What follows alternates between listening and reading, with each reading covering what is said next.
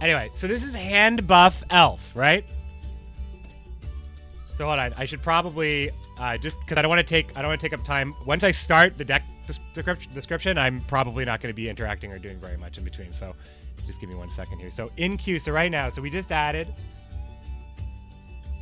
Marky Mark of Team Aretuza, one of the best producers out there for making content both in video and stream, doing it live as well as also making some really cool stuff that's not live. Markius, you actually inspire me to be better. And, you know, I thought I was doing okay for a little while, but I think you showed me where the bar is. Yes. I just think he does very good work, Markius. That Markius. Ooh, that guy. And then Decode. So we got...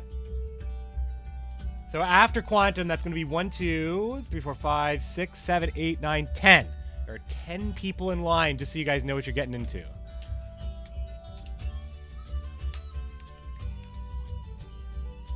And Decode, what did you say, man? Who's going first between Markius and Decode? I do need to know that part, because then you guys can prepare for that. It's funny, you guys are making fun of the stuff I said, but at least there's no Kappa Prides, because that's low-hanging fruit. Fight Night's been awesome, David Rodriguez Jr. All right, so... Okay. They'll decide. Okay. They'll decide. They're just two nice guys. Look at this.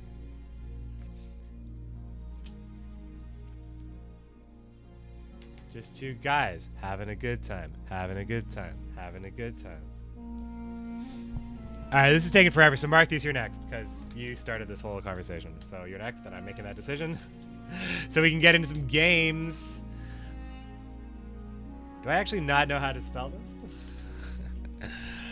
The man, the myth, the legend, Markius. All right. Meanwhile, Quantum Mechanic is waiting for 1,000,000 years, so I hope he doesn't think everything's broken. Okay, here we go. This is HANDBUFF. Let's start again. Back with another fight night for you here. HANDBUFF Elf, FILVANDREL. You know what? I'm going to leave the outtake at the beginning, just so you guys know I'm real, all right? I'm going to leave the outtake in at the beginning, just so you guys know I'm real. So this is one of the first ones that I tried, HANDBUFF FILVANDREL, because it seems so simple, right? Very full test-like from live. You use the order right away. Maybe, debatable, but you use the order at a very specific time in a way that doesn't actually give you reach to take a round. I think that's probably what I really want to say about it, because you don't have to use it at the beginning. You maybe don't have all the units you want to have in your hand that needs to be boosted when you have the opportunity to use the ability. I feel like usually to get the most value, you want to use it early, but the thing is we're drawing 3 cards in round 2 and 3 cards in round 3. So when you use FILVANDREL, you know you're hitting like a sizable amount of units, even if you haven't even done it right away. So there's like at least that consideration. It's not just like use it ASAP. So that's like the first thing. I feel like using it first thing is going to be more often than not correct. But we're doing other hand buff stuff that cares about things in the hand. So we got Hawker Smuggler, which is the old Vray Dragoon. You saw that in my Eithne list because I think this is just going to be a really strong unit, honestly. But since we're not playing dwarves, we're not playing dwarf hand buff. We're playing Elven Tribal with this as well. So, you know, we have a lot of stuff that cares about being boosted first. The Mahakam Defender is the one non-elf, but this is a card that really cares about being boosted first. And then we have really good stuff like Aglace that we saw before, Thunderbolt Potions to trigger her again, and we'll see if we get the right interaction this time. And we have Eilerin because we're playing elves. We have Isengrim because we're playing elves for that long round take. We have Eithne because boosting a unit in hand is just really, really good. And we have Avallac'h for a Thunderbolt. Now, if Avallac'h gets a Quarquaxed, it's not the end of the world. It saved us 2 points. We're fine if we play Thunderbolt from hand because you can use it right away and you can set it up for Aglace. It's going to be all about boosting Aglace, boosting things in the hand, playing with boosts, but not in a very straightforward way.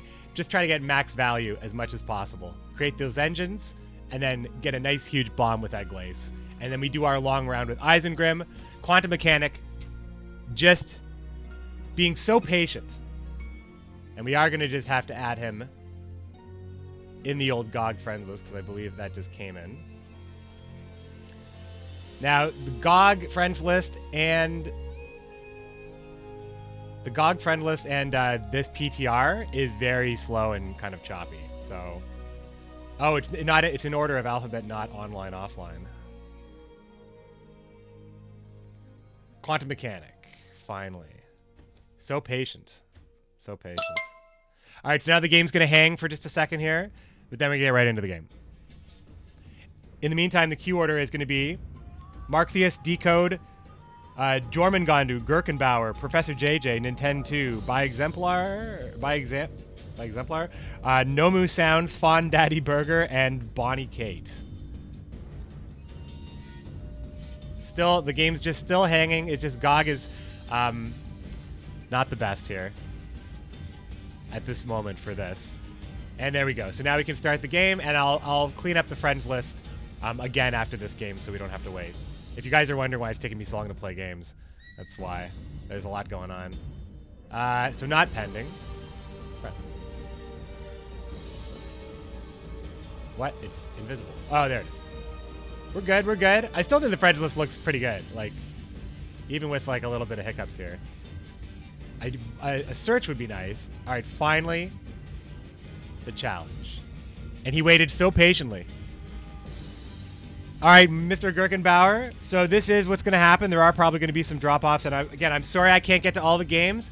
But my subs, they support me every single day. And they're having a lot of fun on the PTR. And I am going to give them priority. I love that you guys are all getting involved, though.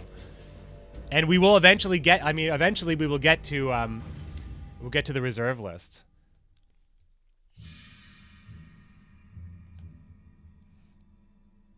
And I'm going to give Decode a break here. But again, if there are some subs of mine that are not interested in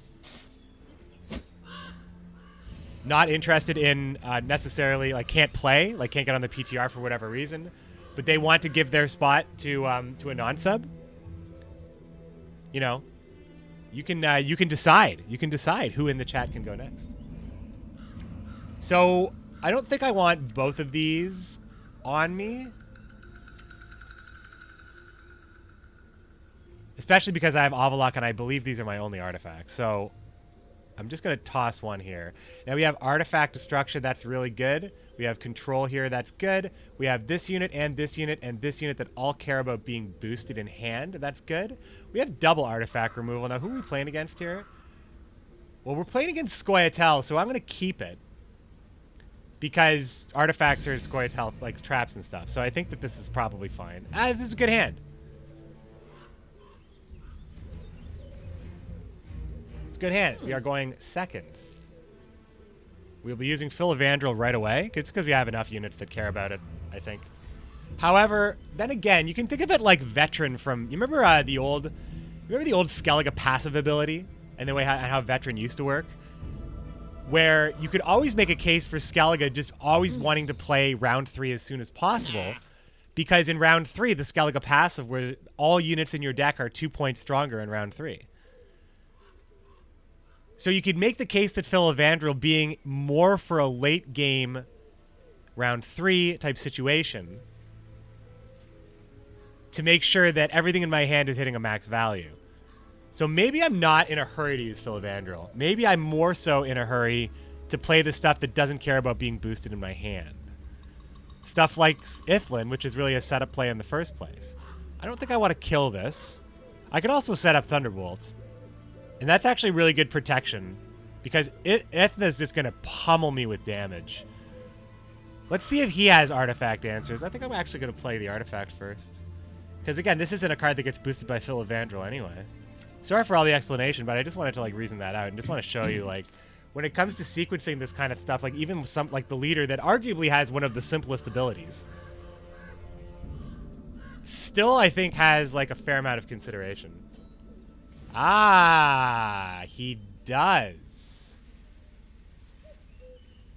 have an elf to destroy that. Well, I mean, it's more important that he uses them now than later, I guess, because if he uses them later, I might miss at the Aglace situation. This makes it a little bit tougher, though. I mean, I think I want to go for an immune unit. I think we're going to play Milva because I think we're going to try to go for a longer round here. Because I think once I play Milva and I'm going to play Eithne to boost up a Smuggler, the Smuggler would likely live. And then we can kind of maybe evaluate where we're at. Maybe I get some value out of the Vried Sappers. But I still think we're well within reach of playing 5, even though we got answered. And we will be boosting the Hawker Smuggler.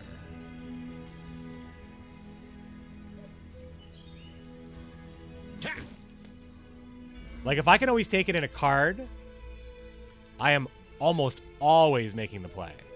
Because I think it's just that important. Waylay! Oh, man!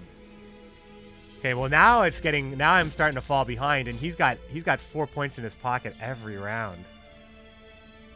Just nasty. Now, Waylay would have killed Milva at immune as well. Waylay's, Waylay might need to be 7 provision points. CDPR, please. I don't know. Maybe. Maybe. I think maybe. I think it's so close to being like Glorious Hunt while being 2 points cheaper and like hitting immune stuff. Okay, so can I go for it? I can't go for it in well, I can if I play this.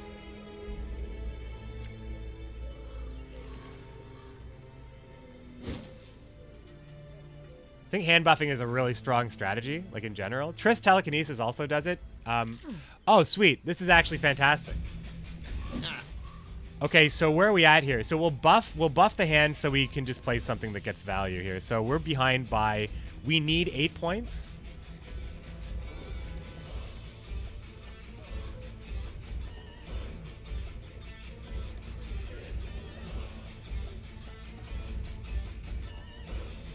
Can I only get 7 points right now? Oh man, was this a really good pass or what? I have to play 2 cards.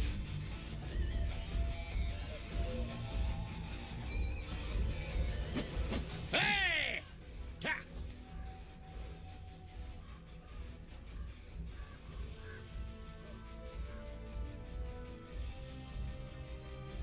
Oh, I have to play 2 cards, man.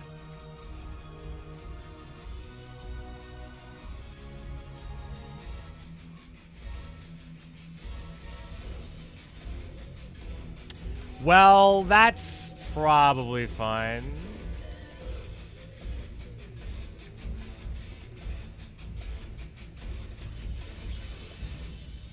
Maybe?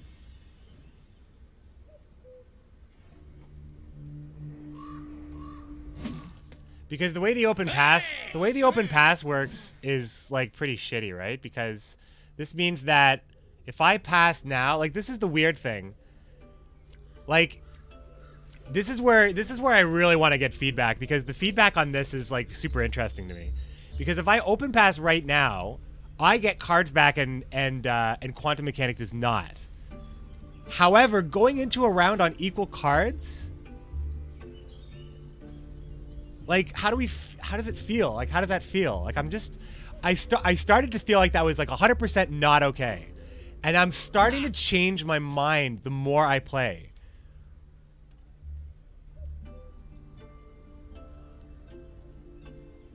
It feels wrong though. Like it feels like the ability to do that. But I basically say, okay, fine, we'll go in. I'm trading 2 cards for you to get your full combo off. It's like it really is win con versus win con, and some of the cards are so nuts. You really can take round 3 with some like really key combos. So like I'm coming around on it.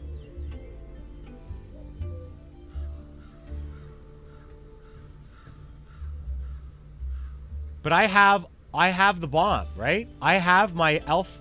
I feel like strategically, if I was trying to win this game, I would pay the price in no longer controlling what's going to happen here. I get the opportunity. What I won, what I took from the round, what my prize in round 1 was being able to control my, like, the fact that I have this bomb now and I want to use it, and I want to use it on equal terms, and I'm paying for it now. Now, the question is, well, he wants now. He also has the chance just to play his crap. There's also this. Now, a lot of people haven't been doing this. So he just played 2 pieces of crap. Now, is that not good for for Quantum? Like, is that not, like, okay? I still burned a card, but it was a bad one. He burned a card, but it was an okay one. But probably nothing he could tutor. So let's just, like, seriously, just evaluate, like, what is really being lost and gained here. Because this is probably going to be one of the most interesting cases. Thank goodness my opponent actually played around it. Okay, this gets us the other Thunderbolt. We like that. We got Elves. We like that. We have Artifact Removal in case of anything slimy. But do we need 2? Let's say we are just not using our mulligans. We do have an immune unit that's going to grow. It's got Pavko Gale. So he's going to play some traps on me. So now I'm actually scared that a Pitfall Trap is going to kill Milva if I don't play Milva right this minute. So I'm going to play Milva and hope that he can't interact with it. But if he has another Waylay, he will... well, no. If he has another Waylay, he doesn't have an elf on the board. So I'm actually safe to play Milva now, because Waylay requires an elf on the board to actually kill Milva with its effects. So I can play Milva, and then next turn, if he doesn't play an elf again, I can just maybe just zap.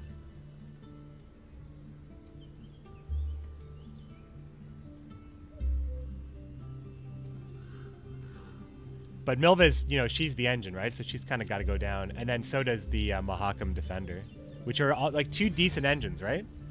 So we have Mahakam Defender is going to grow every turn. We're going to have a Thunderbolt Potion here that's going to be able to, well, it's going to be, it is what it is. We're probably going to end the game with that. We don't have Eglace. I should have really been hard mulliganing for some of my better cards. Oh, he's got Milva himself. So that's going to really kind of suck for us. Because there's nothing we can do to stop that. But Milva's still not an elf, so Waylay still doesn't kill my Milva. I should have put Waylay in this deck. Waylay's good for elves. I want to get, like... Well, this is an engine, right? But I want to get Pavko out of here. Like, I want him out of here. So this way I can play this in Elven War Dancer, and it's not the best rate, but... I think I take it.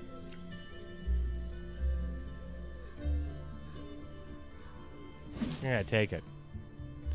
Just watch our match back. To answer your question, I think the only special SK that could hit immune units is Delirium. Oh yeah, Delirium! But the thing is, Delirium, that still counts as an answer towards first turn immune units. That's good. Like, it seems like every faction has something like that, and Glorious Hunt is everybody has that card. Delirium, yeah, Delirium. Well, no, in the End Crate Marauder, but you're talking about specials. Okay, so I think I just kill Pavko with the Elven War Dancer.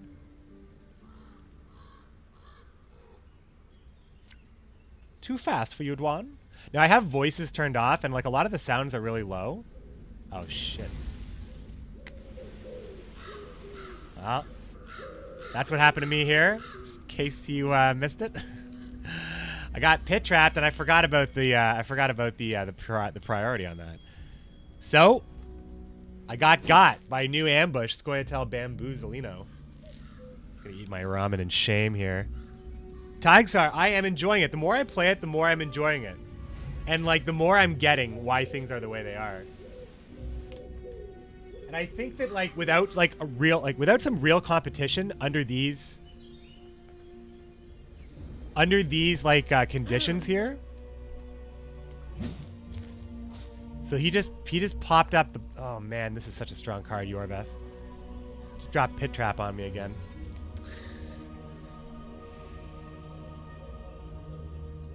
I mean, it's an artifact, so I can kill it, right? I'm pretty sure it does work like this. Battering Ram is bugged, I think. I think Battering Ram's just the only bugged one. Because Battering Ram had me, like, really always forget how it's supposed to work. Because Battering Ram doesn't kill traps.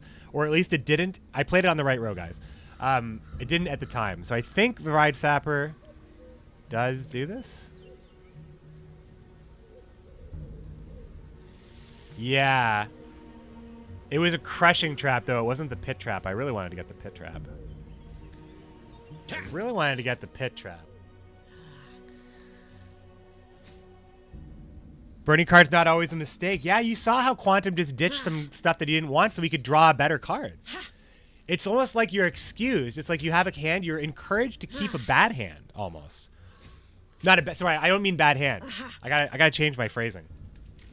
You're encouraged to keep a hand that isn't all bombs, but still is like a good bronze network. So you can, in a situation, throw them away later. And, like, that's okay, right? Like, this is going to be a close round. Although I have a feeling I'm going to get dominated. But I feel like not showing... Alright, well, see, like, do I don't understand. That's two different things that occurred, right? No, that's not true. This wasn't a flip. No, everything occurred as it was supposed to. Everything went correctly there. See, like... I'll make this prediction. Even if traps aren't OP, or even if traps aren't even like super competitive, on like the first couple months of this game, everybody is gonna hate traps. So like let yourself just like really think about traps when you're playing them, because I just didn't think about that. That went correctly. I bombed the crushing trap, which wouldn't have flipped over anyway. And then I tried to bomb the pit trap, which I could target, but the pit trap flipped over and canceled the effect. So it did go priority-wise. Everything has been the same in this game. But I'm like getting destroyed right now. I'm just getting absolutely destroyed. Let's see if this sticks. Wait, does this damage anybody by 2? Does he have charges left? He has no charges left for Eithne, so at least I have that going for me. So if this Zeal goes off, at least I can Zeal up the Farseer and like maybe get something back here. So open passing, I shouldn't have open passed. I regret it now. Maybe one card. I should have played one bad card. Or one good card to actually force Quantum Mechanic to not just be able to get by playing bad cards. Like, is that not, like, is that just me not thinking about it enough? Or does that make sense? Because it kind of makes sense when I say it like that. Like, if I was actually winning round 1, 2 cards down, going into round 2, and I could actually expend a card without being punished for it later, and I dropped a huge card to prevent my opponent from not like filtering their hand and making it better, is that not strategically like a sound argument?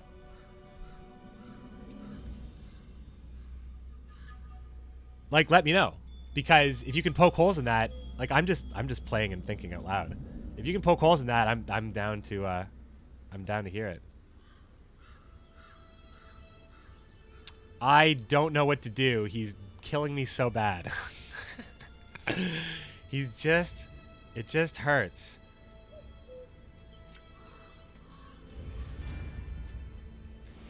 Like, I don't have a glaze, so I don't need to save this.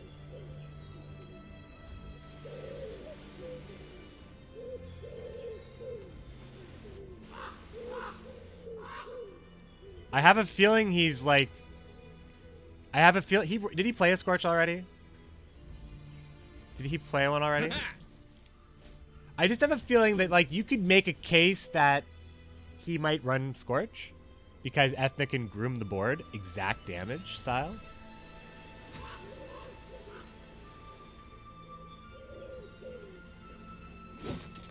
Pafka's a real pain right now. I really missed my chance to get him.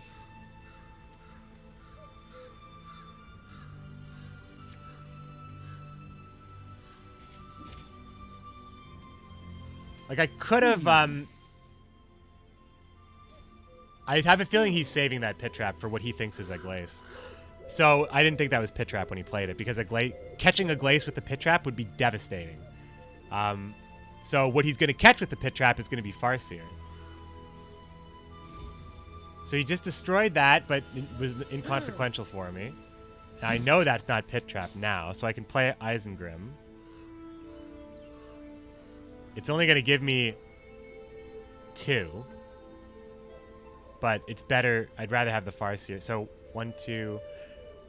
I mean, is it 7 either way, assuming he can't interact with this? I need to play on a different row also, because this is going to be a crushing trap that's going to flip over. Is it the same amount of points? Like if he plays pit trap next, I get no. It's no. Eisen gives more. Eisen gives more. Eisen gives more by 1, I think. By 1, I think, and the reason why I say I think. The reason why I say I think is because I'm not sure if pit trap kills this. I don't know if it's going to trigger on trigger Eisengrim. And it's not pit trap anyway, so I think we are just going to lose to Crushing Trap's effect here because we're not going to actually be able to play our order. But I still believe in what I did. Also, this could be Mahakam Horn. If this is Mahakam Horn, I think we also lose. Maybe? But I mean, he actually could be sweating. Like if this is Mahakam Horn and I have a huge card, that's massive. However, in that case, I am losing. Crushing Trap is also going to be enough, maybe, but I get the double boost here. The Crushing Trap is absolutely enough. But does the Crushing Trap even trigger? It is Mahakam Horn. It is going to be quite a big victory there. There's a lot of stuff happened there at the end. The triggers all happened there. He actually ended up winning by 10. Now, I didn't draw a lot of good cards, and boy, was he shutting me down. He was really... I mean, the thing is, like, I got my ass kicked in that game. I really felt like I was getting beat up in round 3, but it was still only a 10-point difference. A really good play is the difference there. I'm not sure what that play might have been, but if there was any way I could have set up Aglace, like that could have maybe been something that he could have been worried about. But in that case, I think he had seen everything that it could have been. That was a really good match. I think that encourages a lot of really good conversation. I want to hear more about it, guys. We're going to move on to the next game.